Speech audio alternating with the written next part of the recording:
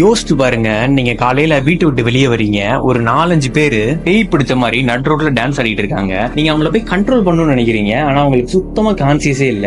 நேரம் ஆக ஆக சுத்தி இருக்கவங்க எல்லாருமே சேர்ந்து பைத்தியக்கார மாதிரி டான்ஸ் ஆட ஆரம்பிக்கிறாங்க. உங்களுக்கு எப்படி இருக்கும்? அள்ளு விட்டுரும்ல. இந்த மாதிரி கொடூரமான சம்பவம் தான் பிரான்ஸ்ல நடந்திருக்கு. இது எப்படி நடந்துச்சு, இதுக்கு பின்னாடி இருக்கிற மர்மம் என்ன அப்படிங்கறத பத்தி இந்த வீடியோல ஃபுல்லா பார்க்க போறோம். ஹாய் எவ்ரிவன், நான் உங்க தினேஷ் சுந்தர். உங்களுக்கு இந்த மாதிரி இன்ட்ரெஸ்டிங்கான ஸ்டோரிஸ் பிடிக்கும்னா நம்ம சேனலை சப்ஸ்கிரைப் பண்ணிக்கோங்க. Okay, let's get into the topic. July 1518 பிரான்ஸ்ல ஸ்ட்ராஸ்பர்க்ன்ற ஏரியால ஃப்ராட் ராஃபியான்ற பெண் திடீர்னு நடுத்தெருவுல சைக்கோ மாதிரி டான்ஸ் ஆட ஆரம்பிக்கிறாங்க. இப்படி இருக்கவங்களுக்கு ஒண்ணுமே புரியல, ஏன்னா அந்த பொண்ணு பேய் மாதிரி டான்ஸ் ஆடிட்டு இருக்கு. போய் கண்ட்ரோல் பண்ணணும்னு நினைச்சாலும் அவங்களுக்கு சுத்தமா கான்சியஸே இல்ல. ஆடுறாங்க, டயர்ட் ஆகுறாங்க, மயக்கம் மட்டும் விழுகுறாங்க. இந்த மாதிரி ஒரு வாரம் போயிட்டு இருக்கு. நாள் ஆக ஆக சுத்தி இருக்கிற மத்த பீப்புள்ஸ் எல்லாருமே அவங்களோட சேர்ந்து ஆட ஆரம்பிக்கிறாங்க. அங்க சுத்தி இருந்த மக்களுக்கு ஒண்ணுமே புரியல, இவங்களை எப்படி கண்ட்ரோல் பண்றதுன்னு தெரியாம பயந்து போயிருந்தாங்க. நாள் ஆக ஆக பாத்துக்கிட்டீங்கன்னா கிட்டத்தட்ட 400 பேர் கிட்ட அஃபெக்ட் ஆகி இந்த மாதிரி ஏரியால ஆடிட்டு இருந்திருக்காங்க.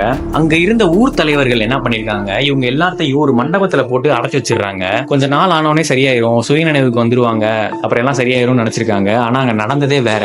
தினமும் கிட்டத்தட்ட 10-15 பேர் ஹார்ட் அட்டாக்னாலையும் பக்கவாதத்தினாலையும் உடல் சோர்வுனாலையும் சாக ஆரம்பிச்சிருந்திருக்காங்க. அப்புறம் நாள் ஆக ஆக பாத்துக்கிட்டீங்கன்னா கொஞ்சம் கொஞ்சமா எல்லாரும் ரெக்கவர் ஆக ஆரம்பிக்கிறாங்க. ஒரு 1 மந்த்ல, அதாவது செப்டம்பர் மாசத்திலேயே எல்லாருமே கொஞ்சம் கொஞ்சமா கான்சியஸ்க்கு வர ஆரம்பிக்கிறாங்க. அங்க சுத்தி இருந்த மக்கள் என்ன சொல்றாங்கன்னு பாத்தீங்கன்னா, இவங்க எல்லாருக்கும் பேய் பிடிச்சிருந்திருக்கு, அதனாலதான் இப்படி ஆடிட்டு இருந்திருக்காங்கன்னு சொல்றாங்க. ஆனா சயின்டிஸ்ட் என்ன சொல்றாங்கன்னு பாத்துக்கிட்டீங்கன்னா, எர்காட்னு ஒரு ஃபங்கைனால பாதிக்கப்பட்ட கம்பை வச்சு இவங்க ரொட்டி செஞ்சு சாப்பிட்டுருக்கலாம், அதாவது உணவுல கலந்து சாப்பிட்டுருக்கலாம். அந்த எர்காட் ஃபங்கையில இருக்கிற எர்காட்டிசம்ன்ற கெமிக்கல்னால சைடு எஃபெக்ட் ஆகி உடல் நடுக்கம், தசைப்பிடிப்பு, இந்த மாதிரியான சைடு எஃபெக்ட்ஸ் நடந்திருக்கலாம் அப்படின்ற மாதிரி சொல்றாங்க.